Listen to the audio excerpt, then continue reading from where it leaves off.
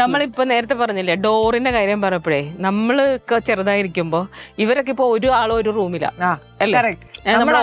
നമ്മൾ ഓരോ നടയിലും പോയി തൊഴണ പോലെ എല്ലാ റൂമിൽ പോയി തൊട്ട് കൊട്ടിയിട്ട് ദൈവമേ എന്ന ഭക്ഷണം തരായിരുന്നു. നമ്മളൊക്കെ ഉള്ളപ്പോ എന്ന് വെച്ചാൽ ചിലപ്പോ ഡോറ് പോലും ഉണ്ടാവൂല റൂമില് ഇല്ലേ? അവിടെ ഒരു റൂമിൽ ചടഞ്ഞ് കട്ടിന്റെ പുറത്ത് മെഴുകി അല്ലേ?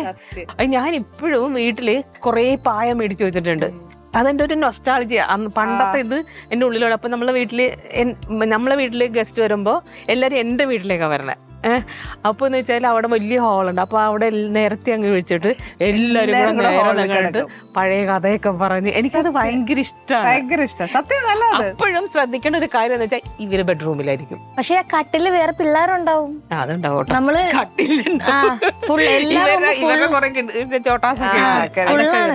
ഞങ്ങൾ വലിയ ആൾക്കാരെല്ലാവരും. ആക്ച്വലി ധ്യാന്റെ കൂടെ വർക്ക് ചെയ്ത എക്സ്പീരിയൻസ് എങ്ങനെയായിരുന്നു?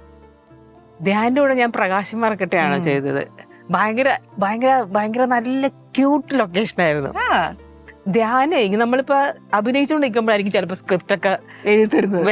എന്ന് വെച്ചാല് ഏതെങ്കിലും സംഭവം പുള്ളിക്ക് ആ സീൻ കാണുമ്പോ എന്തെങ്കിലും തോന്നും, അപ്പൊ അടുത്തത് വരും. ഭയങ്കര രസമാണ്. പിന്നെ ആണെങ്കിൽ സംസാരമൊക്കെ ഭയങ്കര രസമാണല്ലോ, ഭയങ്കര ക്യൂട്ടല്ലേ.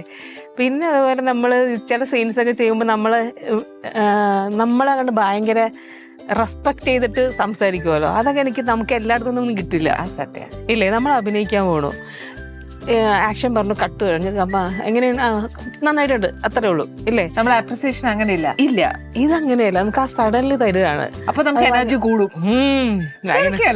അത് ഭയങ്കരമാണ്. അതാ കറക്റ്റാ. മുഖം അങ്ങനെയാണോ? ഒരു എന്തെങ്കിലും നല്ല കാര്യം ചെയ്തിട്ട് അമ്മ അപ്രീഷിയേറ്റ് ചെയ്യുമ്പോഴത്തേക്ക് ഫീൽ എനർജറ്റിക്? നല്ല കാര്യം ചെയ്യണമല്ലോ. പറയുന്നു എന്താണ്? ആര് ചെയ്യുമ്പോഴാണ്? അമ്മ ചെയ്യുമ്പോഴാണ്. ഞാൻ ചെയ്യുമ്പോ അമ്മയല്ലേ. ഞാൻ നല്ല കാര്യം എപ്പോഴും ചെയ്യാറുള്ളൂ. സത്യം. ഈ നല്ല കാര്യം ചെയ്യാറുള്ളൂ. പക്ഷെ അത് മാസത്തിൽ ഒരു ദിവസം ഒരിക്കലും എന്തെങ്കിലും കാര്യം ചെയ്യും. മാസത്തിൽ ഒരു ദിവസം ഞാൻ ചെയ്യും. എന്താ പൊന്നോ, റൂം കാണണം. റൂം കാണണം. കണ്ണു വയ്ക്കും. ഡെക്കറേഷനാണ് മൊത്തം. പിന്നെ നമ്മള് ഈ ഫാൻസി ഷോപ്പുകളിൽ ചെല്ലൂലേ, അപ്പൊ ഭയങ്കര ഭംഗിയായിട്ട് എല്ലാം വെച്ചിട്ട് എല്ലാ സാധനവും ഉണ്ടാവും. ഒരു കുണുക്ക് പോലെ നല്ല ഭംഗിയിൽ ഒരു വേറൊരു സ്റ്റൈലിലായിരിക്കും. ഭയങ്കര ഭയങ്കര കഴിവ് അതിന്. ലൈറ്റ് ഒക്കെ എങ്ങനെയൊക്കെ സെറ്റ് ചെയ്ത്. ആഗ്രഹം എന്താണ്? എനിക്ക് വന്നിട്ട് അടിച്ചു പൊളിച്ച് നടക്കണം. എന്തെങ്കിലും ആവണം താല്പര്യമില്ല? അങ്ങനെയല്ല, നമുക്ക് സ്വന്തം കാലിൽ നിക്കണം. എന്തായാലും ഡിസൈനർ ആവണമെന്നുണ്ട്. നല്ല ഡിസൈനറാണ്. പക്ഷെ അത് ഇച്ചിരി ചെയ്യുമ്പോ മടുക്കൂലേ? അപ്പൊ നമ്മളിങ്ങനെ അങ്ങനെയൊക്കെ ഉണ്ട്. അതുകൊണ്ടാണ് എനിക്കൊന്നും മടുക്കില്ല. എനിക്ക് രാവിലെ 6:30 ലൊക്കേഷനിൽ ചെന്നിട്ട് നേരം വെളുക്കോളം വർക്ക് ചെയ്താലും എനിക്ക് മടുക്കില്ല. കാരണം